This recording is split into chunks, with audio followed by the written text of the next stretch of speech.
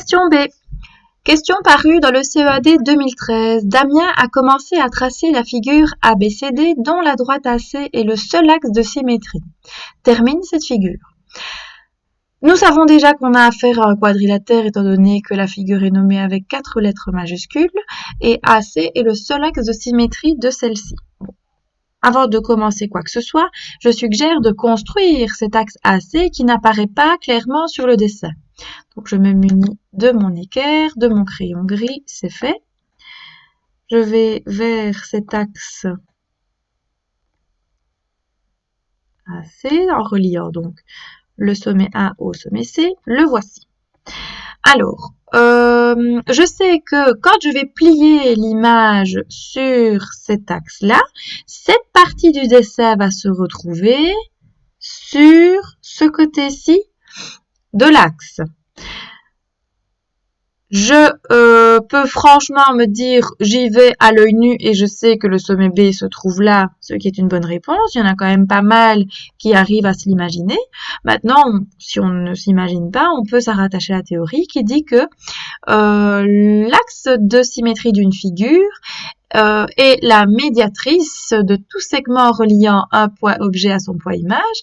Donc, je sais très bien que pour obtenir le point image du point B, il faut que je me positionne de manière perpendiculaire à l'axe, à l'en rejoindre. Là, je ne le suis pas tout à fait, je vais essayer de me mettre, voilà, de manière plus précise. Le point B, hop. Alors, le point image du point B ici va se trouver quelque part sur cette perpendiculaire que je fais en pointillé pour ne pas encombrer le dessin. Et je remarque ici que je suis à un peu plus d'1 cm,5 du point 0 de mon équerre. Donc je dois être évidemment au même endroit de l'autre côté. Donc je vais le marquer en rouge histoire qu'on le remarque, parce que si je mets gris sur gris, ça n'ira pas. Et je sais donc que ce point rouge est l'image du point B. Alors, on pourrait l'appeler B' comme on a l'habitude de le faire, mais ici, on sait que le sommet manquant, c'est D, vu que j'ai déjà le A, le B, le C, et que le quadrilatère en question s'appelle ABCD. Donc, je vais faire simple et je vais directement l'appeler D. Il ne me reste plus qu'à relier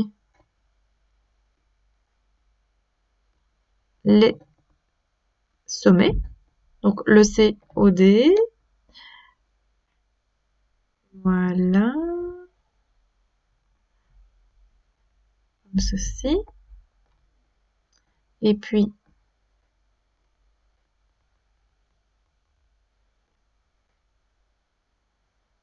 hop, comme ceci.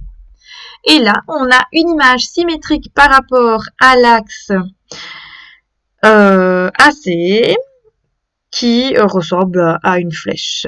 Alors, je ne suis pas tout à fait précise. On voit d'ailleurs que j'aurais pu plus l'être sur le correctif que vous avez reçu, ça l'est. Mais je vous assure que c'est difficile d'être précise avec ma tablette.